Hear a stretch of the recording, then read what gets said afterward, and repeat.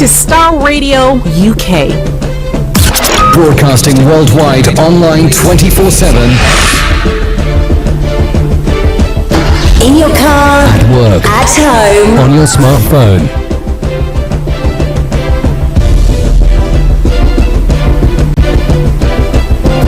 Hi everyone, it's your girl Bebe Clement, the author of How to Go From Employee to Entrepreneur and the host of your weekly business show, Bebe Means Business, the show where we discuss everything you ever wanted to know about business but you were afraid to ask.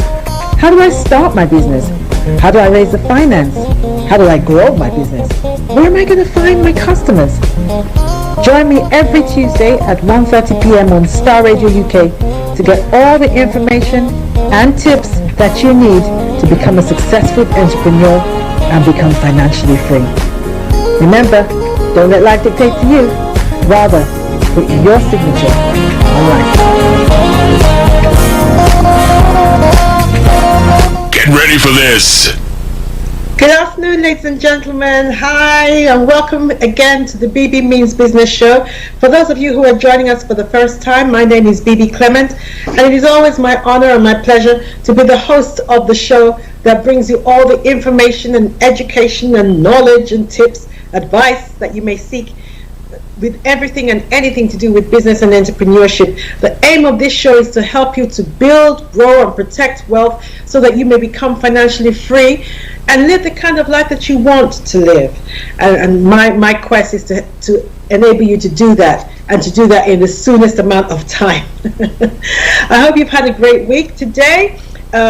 We have a live show, as you know. For the last couple of weeks we've had a recorded show because I've been out of town, but today is a live show and it's going to be a really good one. I'm going to be talking today about how to make money from public speaking. How to make money from public speaking. Now, I really believe that a lot of us are leaving money on the table by not acquiring and perfecting this skill, because believe me, I am a living witness that there is a lot of money to be made from public speaking. So as this show is only an hour long, there are only a few avenues that I'm going to be able to take you down in relation to building wealth via public speaking, but they're well worth the time. So I would encourage you to take notes, get your pen, paper out, your iPad, whatever it is that you use these days to take notes. But it is important that if this is a skill that you are defective in, that you begin to acquire this skill, hone this skill, practice it, and become good at this skill. I'm strongly of the opinion that the most important skill in today's marketplace, indeed of the 21st century thus far, is the ability to speak well in public. And like I said earlier, you can make a hell of a lot of money if you know how to use this skill well. It's also one of those skills that is multifaceted. It's a multifaceted use to you. You can use this skill for marketing, you can use it for branding, you can use it to sell, you can use it to attract customers. It is an amazing skill. So it's really important that you get to know how to do it and how to do it well. Now, many of you know, sorry, I might sound a bit croaky, I've got a bit of a flu left, just recovering from the flu, so I might sound a bit croaky. Now, many of you know I have done a lot of study into what makes the Jews so successful as a people, particularly in the area of wealth creation. Why are they so good at what they do?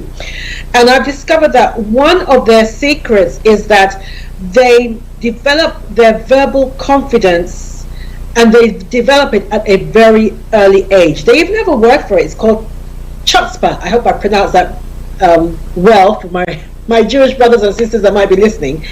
But they have a word for it called chutzpah. And chutzpah, loosely translated, is the ability to verbally express yourself well, to ask questions, and to make demands for what you want. And one of the things that the Jews do is they teach their children how to do this from a very young age. Now, obviously, I'm from African descent. And in Africa, particularly in my generation, we have a custom of children are to be seen and not heard. So when your parents tell you something, you are not taught or not allowed or not encouraged to evaluate what has been told you. You are supposed to swallow everything they told you, hook, line, and sinker. You are not taught to think about what they told you, to evaluate it, and definitely not to question it. You were to take it as gospel. And as a result, often we have grown-ups in my community who are unable to not only express their opinion, but find it difficult to evaluate an opinion, find it difficult to express themselves contrary to the status quo. I've got to be, I'm really thankful, I'm eternally thankful for the kind of father that I had. My father was quite different in his way of raising us. And I remember, I'm the eldest of 12 children, and he spent a lot of time training me. And one of the things that he used to make me do almost on a daily basis was he would make me read one of the newspapers, the daily newspapers, something like The Guardian, the equivalent of the UK Guardian. He would make me read the editorial of it. And then he would say I should write a summary of what I had read. And when he comes back from work, we would sit down together and he would ask me what was the editorial about, what did I think of the editorial, what were my views, did I have a contrary view to the conclusion that the editor had come to, why did I come to that conclusion, and that kind of thing. So it really made me begin to, one, be able to assimilate a lot of information, but also be able to look at information critically and to be able to put an argument together and verbally express that argument in a logical, concise, comprehensible way. So I'm eternally grateful to my dad who helped me hone that skill. And then later on, I then joined the debating team. And my dad again would help me craft my argument when I was going to go and debate. He would even give me Latin phrases, because he understood Latin, I don't know why, but he understood Latin.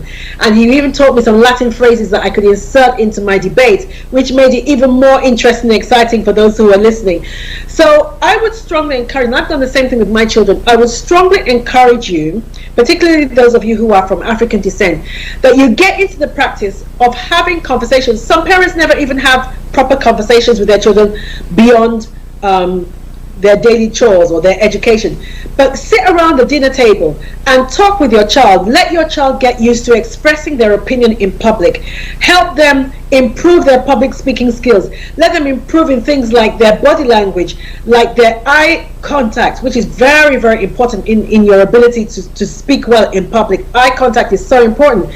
And again, I think those of us who are from African descent are at a disadvantage in that. I remember that when I was younger, if you were speaking to an adult, particularly a male adult, it was considered rude to maintain eye contact with an adult. So if you were being told off, for instance, if you were being reprimanded, it was your habit to look at the floor.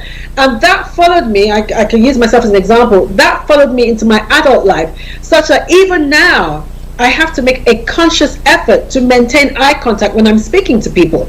So again, these are the things that you want to do with your children to help them so that they can grow up being confident. They grow up with some chutzpah, being confident to verbally express themselves, formulate an argument, express that argument, and make demands for what they want. It's really important in the world in which we live in today. These things matter, even in things like job interviews, which again is public speaking.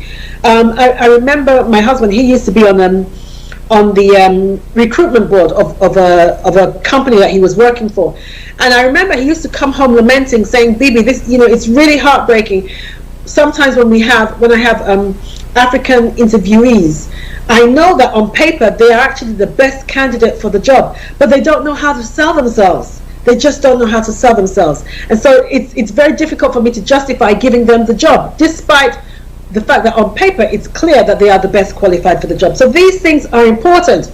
Again, we are losing money by not honing this skill. So I want to just give you some examples of how you can make money from being able to speak well in public. All right. So one of them is to hold seminars and webinars. Now, you might be thinking, oh, well, I don't know how to do that. Listen, if I can do it, anybody can do it. Anybody can do it, and I do it quite often. Now, this is the best time, honestly, this is the best time for business, one, entrepreneurship, but the best time to use your public speaking skills to make money, because we are in the information age, or the age of knowledge. People want to know. What do they want to know? They want to know anything about everything. So if you have a particular area of expertise that you can turn into a training course or a seminar or a webinar, then this is the time to do it. Don't hesitate. You can sell it, and it doesn't matter what area of knowledge it is. So for instance, a lot of our young girls, I'll give this as an example. So you might be thinking, well, Bibi, the only thing I know how to do is cook. Fantastic. Fantastic. If you know how to cook, that's fantastic. Those of us who are of African descent and we're living in the diaspora, whether it's America, UK, wherever, one of the things that is we're observing is that our young women, our children, are losing the art of cooking African meals for whatever reasons. It doesn't seem like we're teaching our young women, our daughters, how to cook African meals. They love their jollof rice, but they don't know how to cook it. So if you know how to cook, do seminars and webinars or something like that. Start with what you know. I'm a great believer in start with what you already know how to do well. So offer a webinar, £20, £30 on how to cook jollof rice. Do that and send it out and take them through it step by step. That is one way in which you can do it, and then you can make money from that. Now, I do loads of seminars on all kinds of things. I do seminars and webinars on things like how to sell, the psychology of selling, how to find customers, how to start a new business, marriage and money, all those kind of things. So I'm telling you, the more you start, once you begin, you get over that first hurdle of fear, that first hurdle of, oh, how do I put this together? Once you've done the first one, your confidence will grow.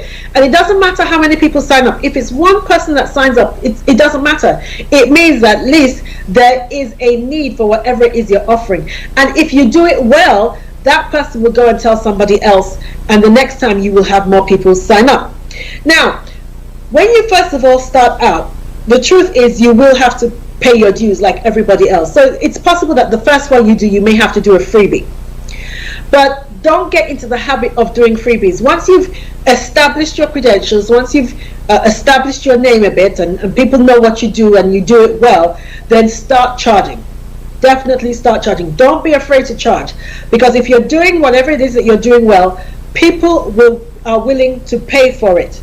Now, during the seminar that you offer, if you have other events coming up, then you can sell that to them as well. So for instance, if I was doing, like today, I'm talking about how to make money from public speaking. If in a week's time I was going to do a one-day training course on that, then I would tell people about it today. Oh, by the way, even though I'm speaking about it today, in a week's time, if you want a more in-depth hands-on course, I'm offering a course in a week's time. It'll be £150 for one day, blah blah blah. That give them the details on how to do it. Now, one of the advantages of that is because if you already have an audience, they're already listening to you, then they're more likely to want to come to something else if you do your job well. And that's the key. You have to do your job well. And like I said, you have to learn how to speak and speak well.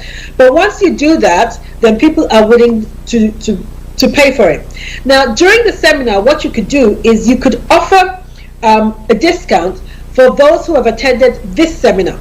So I could say for everybody listening today, there is a 10 or 20% discount on the webinar I'm going to do in a week's time, if you sign up today. All right, if you sign up today. So let's say it's £150. I could say I will knock off 10% of that if you sign up today. Now, when you say if you sign up today, what it does is it creates an urgency. And once there is urgency, it causes people to take action. So if you make it very clear that after today, that offer will close. If you sign up tomorrow, it will be full price. Then that makes people take up the offer in an urgent manner. It creates an urgency, and people are moved or influenced into taking a move to sign up for whatever it is that you're offering. I also wanted to throw one fallacy out of the water.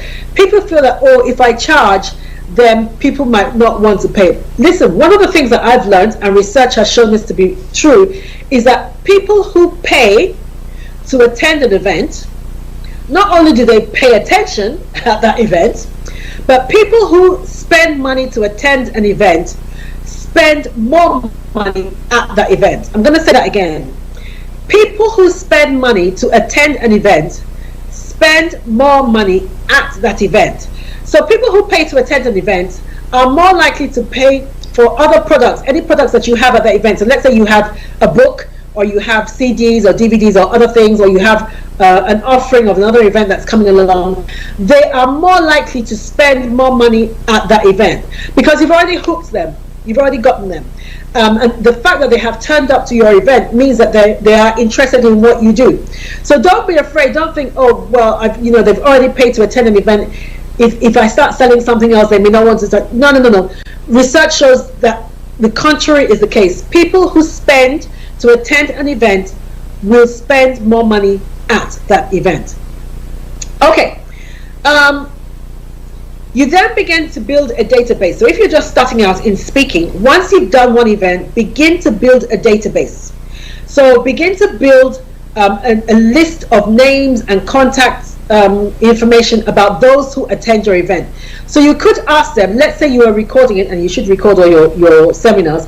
You could ask them, let's say it's a webinar, you could ask them to put their contact details in the chat. Put their contact details in the chat so that you have that. And then you can, once you finish speaking with them, you send them something. You could say, thank you for attending. Thank you for attending my event. And then give them information about other things that you might be doing. Perhaps you have a networking event coming along or something like that, or you have a book coming out. Let them know. But you begin to build a relationship with those clients. You remember that I've said in the past that we are in the age of relationship selling. So that's what you begin to do. You begin to build a relationship and build your database and start communicating with those people and keeping them in touch with whatever it is that you're doing. And then they will begin to pay to attend other speaking events that you are holding. All right, I'm going to take a quick break here. And when I come back, I'm going to be giving you more tips on how to make money from public speaking. See you in a moment. It's your girl Bebe Clement, the author of How to Go from Employee to Entrepreneur and the host of your weekly business show, Bebe Means Business, the show where we discuss everything you ever wanted to know about business but you were afraid to ask. How do I start my business? How do I raise the finance? How do I grow my business? Where am I going to find my customers? Join me every Tuesday at 1:30 p.m. on Star Radio UK to get all the information and tips that you need to become a successful entrepreneur and become financially free. Remember, don't let life dictate to you. Rather, put your signature on life.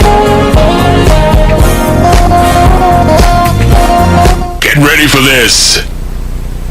Okay, welcome back everybody, and once again it's your girl Bebe Clement, and today on the Bebe Means Business Show we are discussing how to make money from public speaking. How to make money from public speaking. Listen, as I said before the break, the ability to speak well in public is singularly the most important skill of the 21st century thus far. In the marketplace, whether you're an employee or you're an entrepreneur, if you are deficient in this skill, you are not going to go far. And you are literally leaving money on the table because there's a lot of money to be made from being able to speak well in public. Okay, so just before the show, I was talking you through how to hold a seminar or a webinar if you're just starting out, and then how to build a database and how that database in itself can be monetized. You'll be amazed that people will want to have access to your database, and they're willing to pay for that. So that again came out of your ability to speak well in public. It came from a public speaking seminar or webinar that you're having, and people are paying now to be able to access your database or to collaborate with you in relation to your database. So it's very, very important that you use that again to build a community, and that in itself will become a source of income. Now, I said before the break that it's important that you record your seminars or whatever you're speaking about. It's important that you record them because you can use them, you can have them edited for different media. You can have them made into short clips that you can play on social media, which I often do. You can have them edited and put on social media. Again, that improves your branding. It plays to your branding. It improves your marketing. You can use that to sell another speaking engagement that you have. You can use it to sell that. You can use it as an advert. You can have it edited that you can use it as an advert. For instance, if you wanted to advertise on our show, on the BB Means Business Show, you could play it in between the breaks, which actually is a good opportunity to tell you that you are now able to advertise on the BB Means Business Show. If you want to be a guest, or you want to play your jingle, or you want to advertise your products or your services, you are now able to do that. So drop me a line at bb@bbclement.com. That's bb@bbclement.com. Or go to my website and just fill out the contact form and let me know what you want to do, and I will send you the rates. You can now advertise on the BB Means Business Show. You can have a guest appearance, or you can ask me to market your product or your service, or you can play your jingle, whatever. There's a whole lot of packages, or we can just make something around whatever it is that you want to do, something that's right for you. It's affordable and it's great. We have up to 3,000 viewers of this show, and it's global. It's global. So if you want to use this show to get into other parts of the world, this is a great platform to use. But yes, that opportunity is now available to you. So just let me know and I can let you know how to do that. Okay, now this radio show is another example of public speaking. Now this radio show was born out of the whole issue of COVID. When COVID started, and as you know, I'm a public speaker, and there was no longer an opportunity to meet my clients in public. There was no in-person meetings. So I had to pivot and think of a way in which I could still stay connected with my community, or my tribe as they call them now. So how I could still stay connected with my community. And so I thought, okay, a radio show would be a good way to do it. Now again, this has done wonders for my branding, because it has opened me up to a group of people that probably would never have known who I was. Again, like I said, we have quite a strong following in Africa, particularly Nigeria, Ghana, South Africa, Tanzania, and Kenya. So it's possible that people in those countries may never have known who I was, but for this radio show. And of course, business is coming in through them. I'm getting, I've been asked to come and speak. I get calls from Africa to come and speak, that kind of thing. So you can see how using one medium to speak in public opens the doors to other opportunities to make money. So another thing that having this radio show has helped me do is it has helped me clarify my demographic. When I speak about a lot of things, but in particular I speak about business and entrepreneurship quite a lot. So it's helped me clarify, okay, who exactly listens or is interested in hearing me speak in relation to business and entrepreneurship. And because me and my team, we look at the statistics every week, the statistics have identified that this show appeals mostly to men. It appeals mostly to men. Men between the ages, in particular, of 35 to 44 is my largest demographic. So that's quite interesting. That's quite interesting, and I might not have known that, but for this show. So again, that helps you. Getting that kind of information helps you. So you know that if you are going to have another event, if you're going to have another speaking event, you know exactly who to market to. So you don't spend hundreds or thousands of pounds marketing to housewives when your target audience is men who are between the age of 35 and 44. Do you understand what I mean?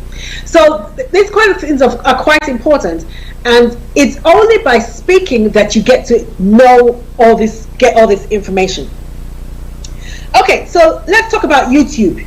YouTube is another avenue to make money from public speaking. Now, one of the things that I do is I put all past programs on YouTube.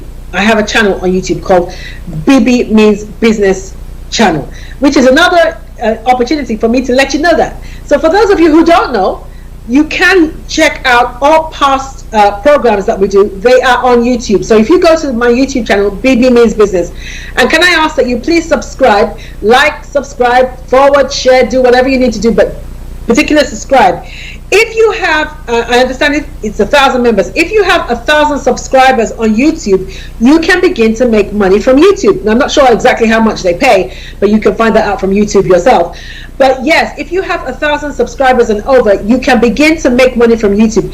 Again, that is another income stream that you have developed just for public speaking. And it is the same, in my case, it is the same material that I'm using on this radio show that I'm posting on YouTube. But you make money from that as well. So please go to YouTube, Bebe Means Business Show, and make sure that you subscribe there so I can make some more money. Thank you very much. Now, people speak for different reasons. Some people speak because they want to disseminate knowledge. Some people speak because they're just giving information, that kind of thing. I speak because I'm what we call in the industry a transformational speaker. In other words, I'm not satisfied with just giving information. That's not what I'm about. I aim to inspire change in people for the better. That's what I want to do. Whenever I speak, I don't care what I'm speaking about, whether I'm preaching in the church, whether I'm speaking about business, whether I'm speaking about public speaking, I don't care what I'm speaking about. But what I aim to do is to transform people's lives, to change people's behavior for the better. Because this is in line with my personal philosophy of put your signature on life. And I think one of the ways in which you help people put their signature on life is if you help them change their behavior. So, I would strongly encourage you that when you speak, whatever it is you're speaking about, whether you're speaking about cooking, whatever, aim to be a transformational speaker. Transformational speakers make a difference in people's lives. They make a difference. And people always remember people who make a difference in their life. They always do. They mean more to them. And they're more willing to sow into their lives by way of finance than if you just disseminate information. So, again, that's just a tip for you there. Now, I want to talk about how to sell from a stage. How to sell from a stage. And I want to talk about that because most people find it very difficult to do, including myself. I must say I'm a lot better at it. I'm a lot more confident at doing it. But most people absolutely hate having to sell from a stage. And when I say sell from a stage, what I mean is to sell something while they are speaking. So whether it is to sell a book, or to let people know that they're going to have a webinar in a week's time and get people to sign up for that, they don't like doing that. They don't mind producing a flyer and putting it on social media, but to actually have to stand in front of a group of people and sell a product or a service, most people hate doing it. So one of the things that I think could help you do that is because one of the reasons what people hate doing it is because they don't like selling. And really, it's just a mental block. The whole idea of, I don't like selling, is purely a subliminal mental block. There's nothing to it. So one of the ways in which you can get over it, is one of the ways I got over it, is when I read a book by Daniel Pink, which I would encourage you to read, called, I think it's called To Sell is Human. That's it. To Sell is Human. Yes, that's a book by Daniel Pink. To Sell is Human. And in that book, he was telling us that, listen, we are all in sales now. Everybody is selling. You just don't realize that you're selling. So if you're a teacher, you are selling. What are you selling? You are selling an education to your students. You are telling them in a subtle way that if you listen to what I have to say and you acquire the knowledge that I'm trying to pass to you, and you do something with it, you will have a better life. That's what you're saying as a teacher. If you are a preacher, what you are selling. If you're a Christian preacher, you are selling Christ to your congregation. Now, you may not like that terminology, but that is what you're doing. You are selling Christ to them. That if you follow Christ and you make him Lord of your life, you will have a better life. You will become more Christ-like. God will intervene in your life and change it. And of course, at the end of the day, the promise of going to heaven will be yours. So that you are selling. You're selling Christ to them. If you are a parent and you are trying you are speaking to your child and trying to get them to stay in school or to have the right type of friends or that kind of thing, you are selling. That's what you're doing. So let's get away from the fear of selling. You are selling anyway. Even if you're a doctor and you're telling your patient, listen, if you don't cut down on your cigarettes, you're going to be dead in 5 years' time. You are selling. What are you selling? You're selling a healthy lifestyle. So once you get over that problem in here about selling, you'll find it a lot easier to sell. You're selling anyway, so you might as well sell and make money from doing so. So I just want to give you a few tips on how to do that. Okay, so how to sell from a stage. 1, be committed. What do I mean by that? Give them enough information to help them take the next step on that day. All right, give them enough information about what it is you're offering. So it's not as enough to just say, oh, in a few weeks time I'm going to be having a seminar on how to start a small business. Yeah, so what? That's not enough information.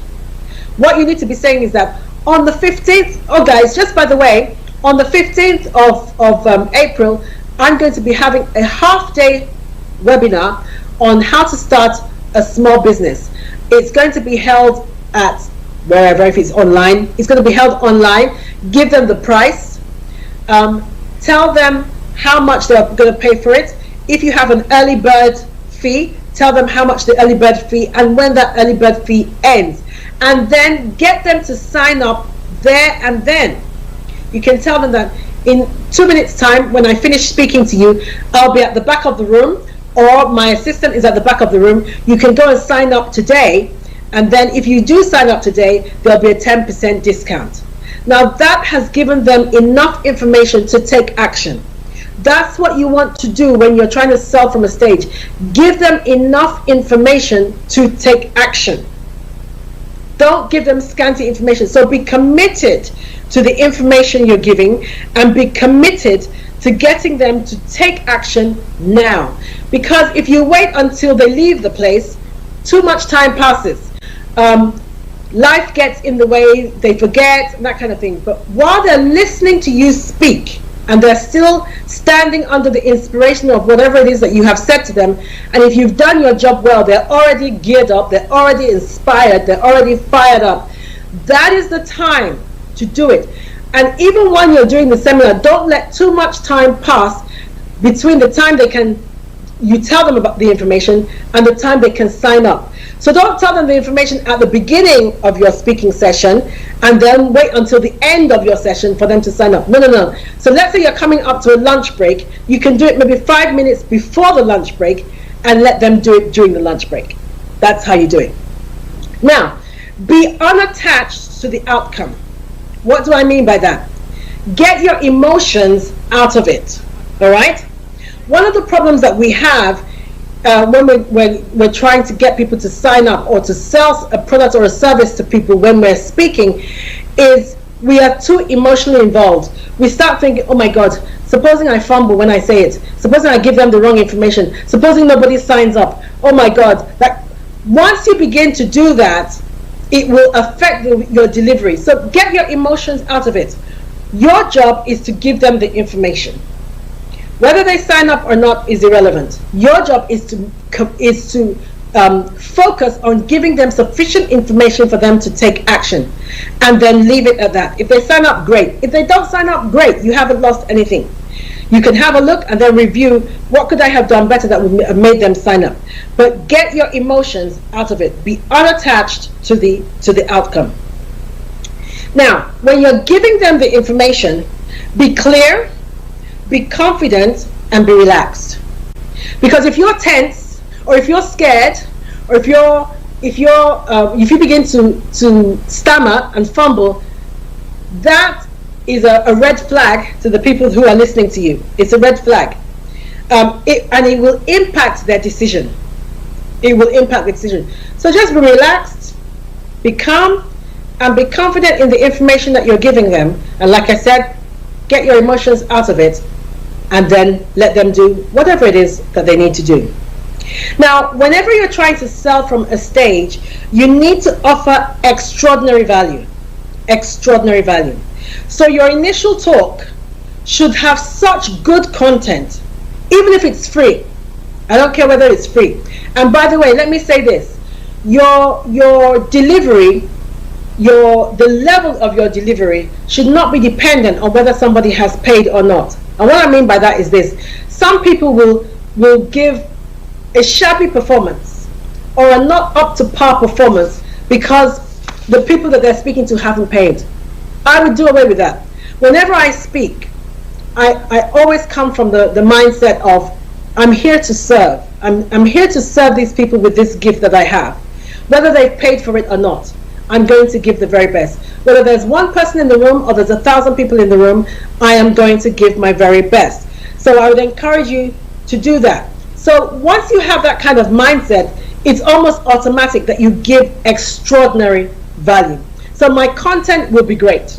Definitely, it will be great. So what you want people to be thinking, even if it is a free event, what you want people to be thinking is that, oh my God, if I got so much good content and I didn't pay anything for it, imagine what I would get if I do pay for the thing that she's offering.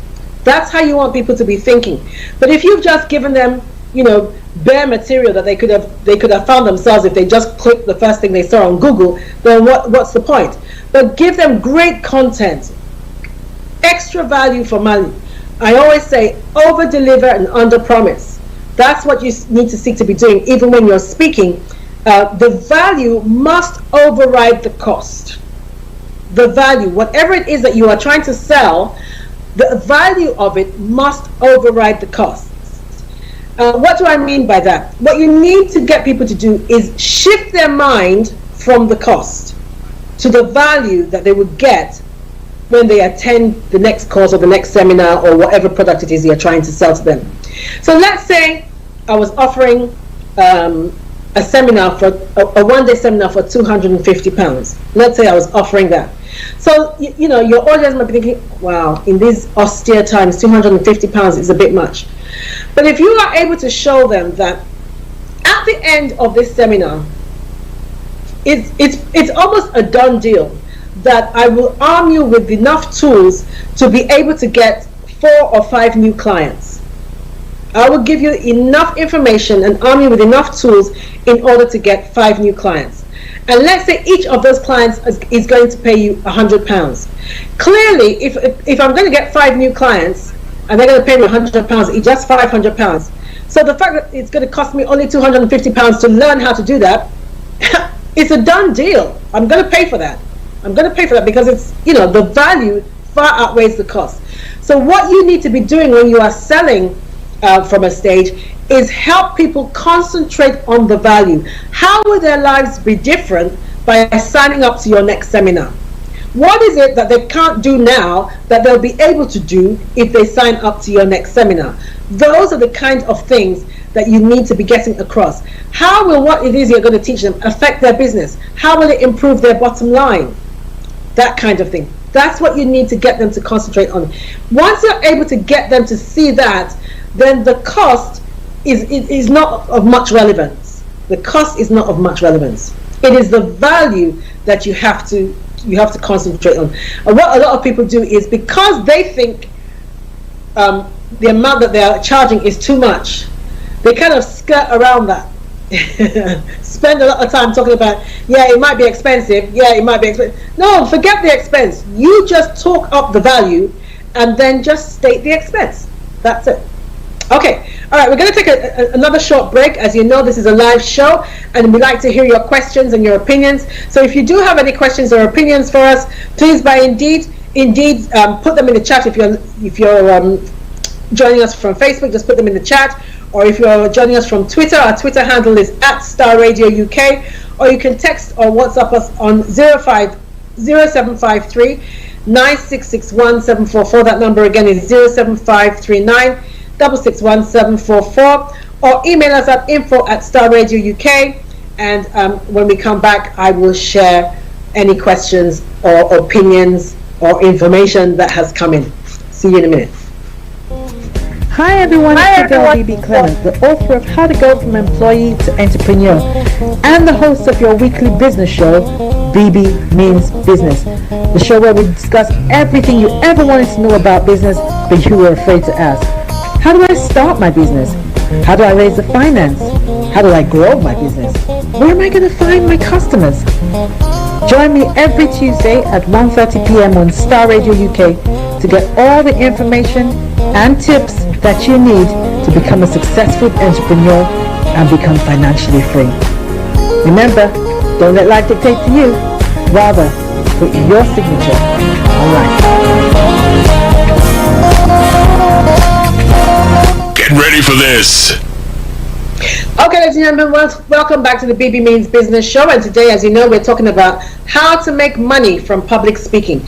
How to make money from public speaking. Listen, there's a lot of money to be made. A lot of money to be made from public speaking. And I hope you've picked up some tips already. But I want to give you some steps to having an effective public speaking presentation, an effective public speaker, some things that you need to know how to do if you're going to be an effective public speaker that will make people want to pay to hear you speak. Number one, create connection with your audience. Create connection with your audience. Now, stories are a good way at doing this, and that's because stories make people feel. Why do we go to the movies? We go to the movies because movies make us feel. And it might even be a negative feeling. Some people, some crazy people, watch horror movies. I don't want to be scared out of my wits, but some people enjoy that. But it makes them feel. Why do we watch love stories? It makes us feel, that kind of thing. So you need to create connection with people. And one of the ways to do that is to weave stories into your speaking. Okay? That helps make a connection with that, particularly in the beginning of your talk. Start with a story. Rule of thumb, if you lose people within the first 30 seconds of your talk, it's very unlikely that you would get their buy-in again. So within the first 30 seconds, you must establish some kind of connection with them. Or you could ask them a question. That again establishes a connection because it makes them think. You've made them think. And that establishes a connection. So ask them a question that they have to respond to, or ask them to say something to their neighbor. Again, that makes a connection. But get them physically and mentally involved or connected to you or what it is that you're saying to them. So make a connection. That's number one. Number two, establish your credibility very soon, very quickly into when you start speaking. Establish your credibility. And what I mean by that is, whenever you speak in public, people are asking three questions. They may not verbalize those questions, but sublimely they are asking, or subconsciously they are asking three questions. Who is this person? What do they have? And why should I listen to them? Or why are they worthy of my attention? They are asking those three questions. And so you need to establish your credentials very, very quickly. So let's say your seminar is on something to do with employment law. You need to let them know that you are an employment law of 20 years standing. You've been practicing employment law for 20 years, which I have. So that kind of thing. Or if I was a speaker, one of the things that often gets people's attention is when I share with them that I have spoken to, I'm an international speaker for a start. I'm not just a local speaker. I'm an international speaker, which means people from all around the world ask me to come and speak. Two, I have spoken to audiences of up to 5,000, and I have been paid up to £10,000 for a one-day speaking engagement. So once you've established your credentials like that, whether you will actually see some people do this. That some people will actually sit up in their chair. Others may not do the physical action of sitting up, but mentally they begin to sit up and listen to you. So once you've established your credibility, you get their attention. So it's important that you do that. Get permission to do your thing. Now, people don't like being sold to.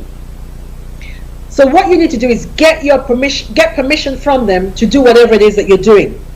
So you could say something like, I'd like to share with you some things that have helped me in my entrepreneurial journey. Is that okay?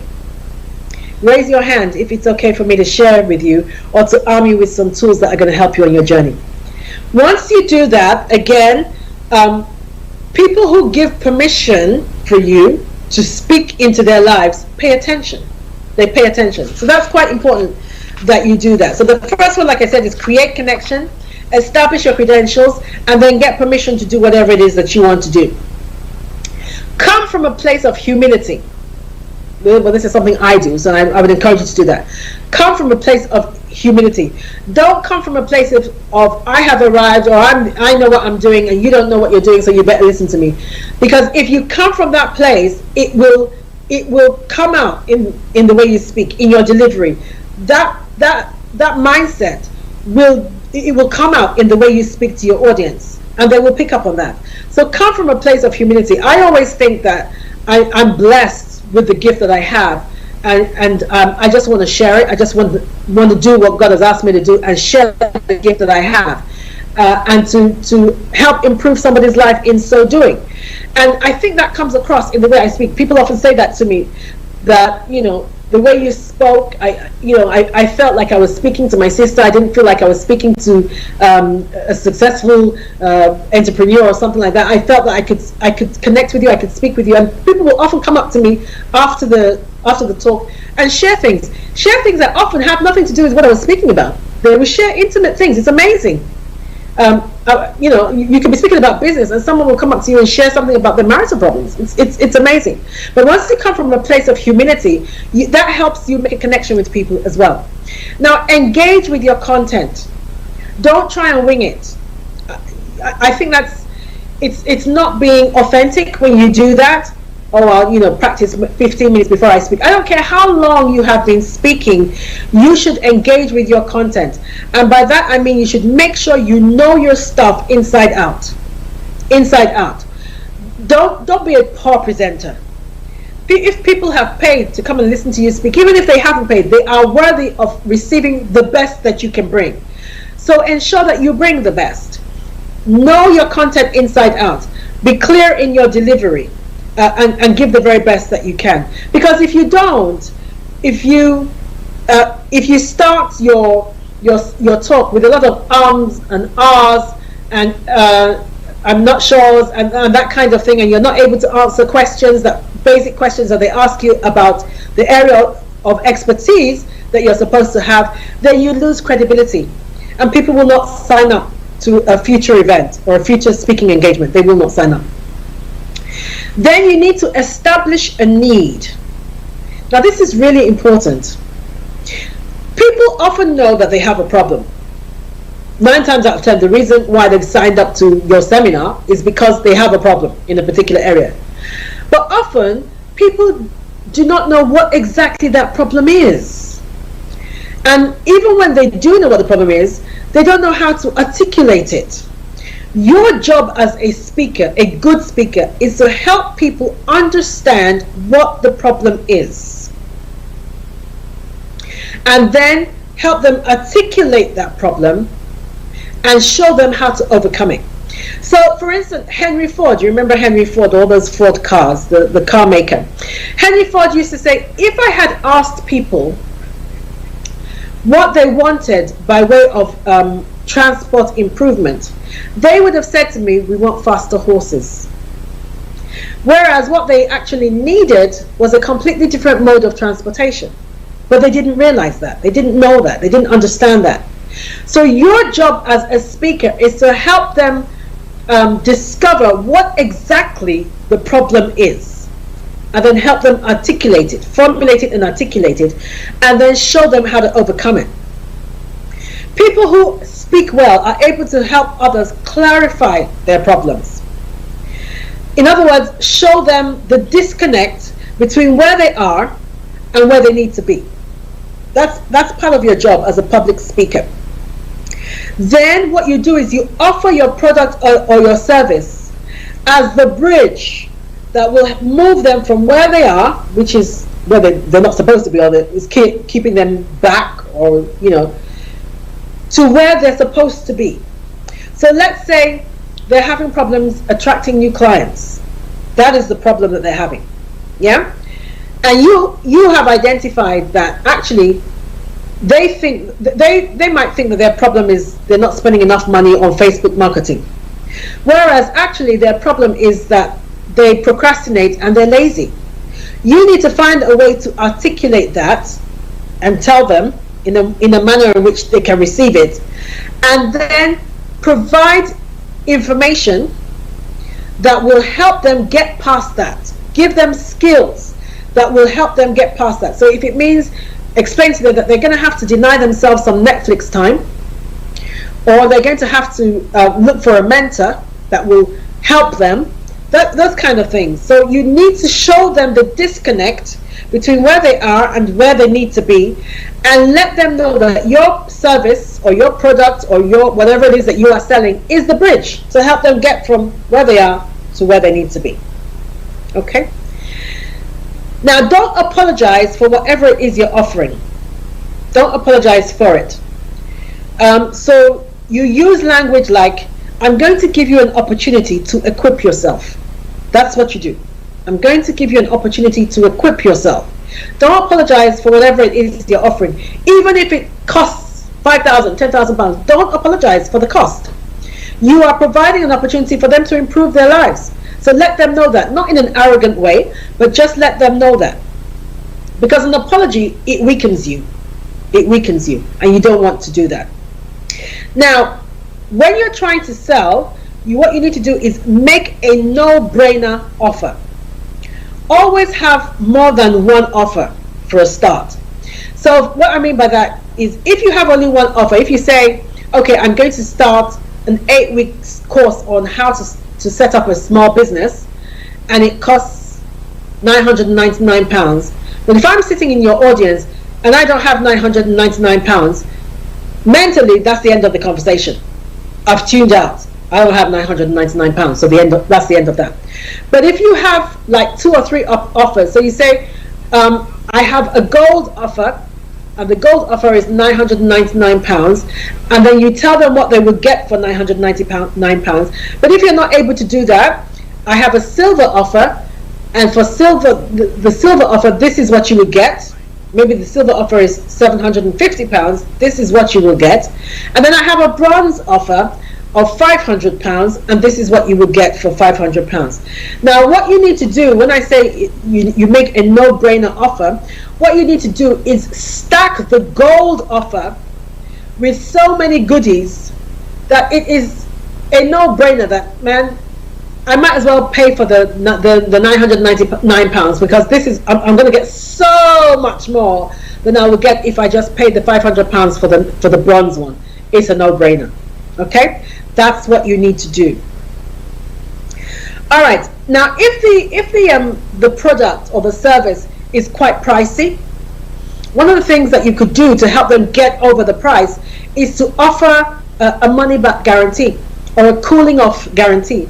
So you might say something like, I know you're making a great commitment, particularly in these times. So what we do is this: you have 7 days to cool off. So if you sign up today, so again, always try and get them to sign up on the day. If you sign up today, you have a 7-day cooling off period. And by that I mean that if you change your mind within 7 days, we will refund your money, no questions asked. And of course, make sure that you do that, follow through on that, because if you don't do that, people will tell other people, and that will affect your integrity. But yes, let people do that.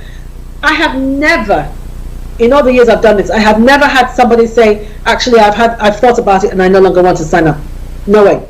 But it helps them get past that mental block that, oh my God, I'm parting with £999. Yeah, what am I going to do? It helps them get past that mental block, because they have the guarantee that, well, if I change my mind, I can, I can have my money back. And like I said, I've never ever had anyone say, I want my money back. So yes, offer them a guarantee. Now, another way of making money is have a continuity program rather than just a one-off. Have something that lasts a long time. So you could have an 8-week training session. I often promote my mastermind group, because I have a mastermind group that lasts 6 weeks. And the reason why you want to have a continuity program is because that brings in steady income. One of the problems that those of us who are self-employed in this space often have is you have pockets of income, and then you have long periods where nobody's buying anything. But if you develop a continuity program, excuse me, you have a continuity program, then that brings in steady income for you. So think of something that you can do. Again, the example I gave when we started, even if you are doing talks about food, you could say, I have a 12-week program on how to cook African dishes. and every week you cook a different dish. You talk them through how to cook a different dish. That's a continuity program, and that brings in steady income. So make sure you have one of these. And then, of course, while you are speaking, you need to position yourselves in the mind of your audience as the go-to person. It's imperative now that particularly within my community, that whenever people think of a speaker in the space of entrepreneurship or business startup, I've got to be one of the first names they think of, guaranteed. If I'm not the first, I'm definitely going to be the second name that they think of, because I have positioned myself as the go-to person in my space, in the space of business startup and entrepreneurship. Also, further credibility is given by my book, that I am the person you need to come to if you're thinking about business and entrepreneurship and startups. So that's what you need to do. You need to be dropping certain things as you speak that establishes you in their mind as that person. All right, let's talk about another way in which you can make money from public speaking. Another way is by being a facilitator. Now, a facilitator provides help with things like group discussions in front of an audience. So let's say if you've ever been to a conference where they've had like different speakers, a panel of speakers, the person who holds the mic and who guides the speakers and goes back and forth between the speakers and the audience, that's a facilitator. Again, facilitators, and I sometimes do facilitation, a lot of money is paid to facilitators.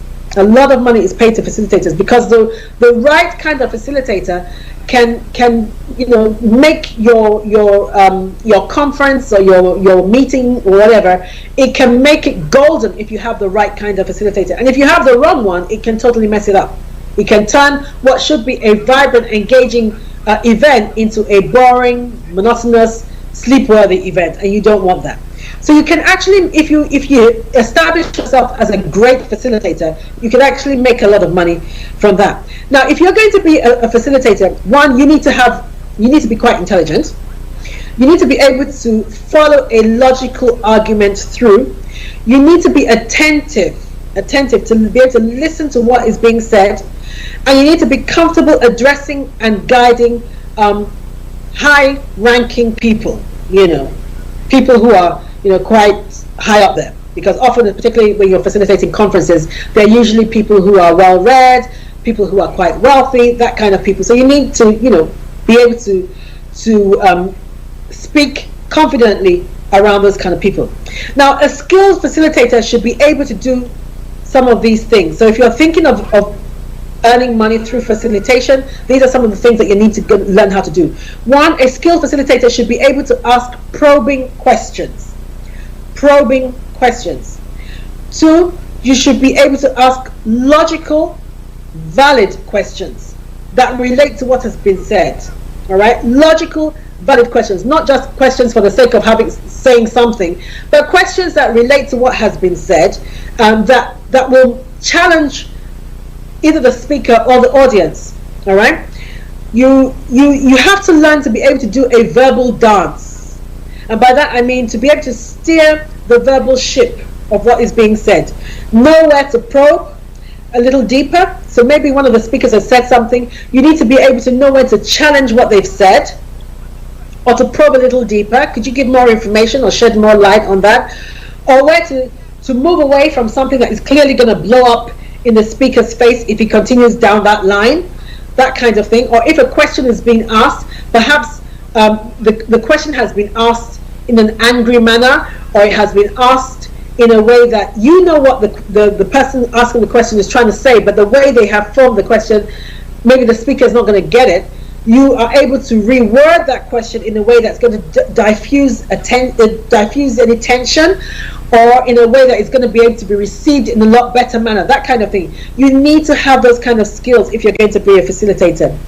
Now, if you're a facilitator, you are supposed to be neutral. So nobody is interested in your opinion. So you're not supposed to be interjecting your opinion. You're supposed to be neutral and not impose your views. That's not what you're there for. You're not supposed to impose your views. You should be able to summarize what has been said. So again, you have to be able to have good listening skills so that you know what has been said and you're able to summarize what has been said. You should be confident in taking questions and know who to address them to. So if you have a panel of maybe 4 or 5 people and they have been speaking about different areas of expertise, and somebody from the audience asks a question, you should know which of the panel members is best equipped to answer that question. Don't address a question to somebody who has no idea about that and has to say, well, I don't think I'm best equipped to answer that. Maybe you should ask panel member B. That weakens you as a facilitator. You should know, by one, having read their background or their bio, or having listened to what they said, you should know the best person to address that question to. Now, there are different types of facilitation. I remember my last book launch, I had a facilitator, and he was excellent. I paid him a lot of money, but he was excellent, and he made the evening. He was charming, he was funny, he was entertaining, he was engaging, and we discussed beforehand the best way in which to do the launch, and we decided on an interview type style. And it was really good. The way he facilitated it was really good. So people were able to make a connection with me. People who had never met me but had come to the book launch were able to make a connection with me because of the kind of questions that he asked. They got to know me a bit more. They get to understand the reason why I wrote the book and that kind of thing. And so when it came to the time to actually launch the book, people were ready to buy. People were ready to buy. So a facilitator is really, really important, and that's why they paid him a lot of money. So there are different types of facilitation. You need to find the one that you are comfortable doing. Some people are not comfortable doing things like conference facilitation, but they're more comfortable. Their style is more attuned to things like book launches or things like that.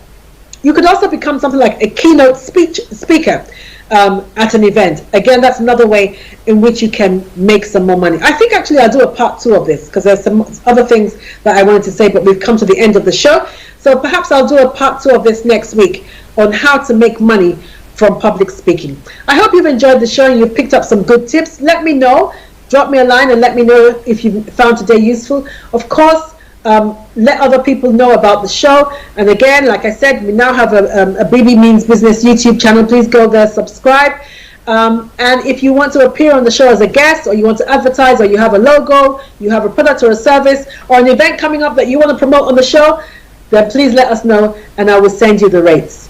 Thank you so much for coming again today. I look forward to seeing you again next week. Take care, stay blessed, and like I always say, don't let life dictate to you. Rather, it's your signature on life.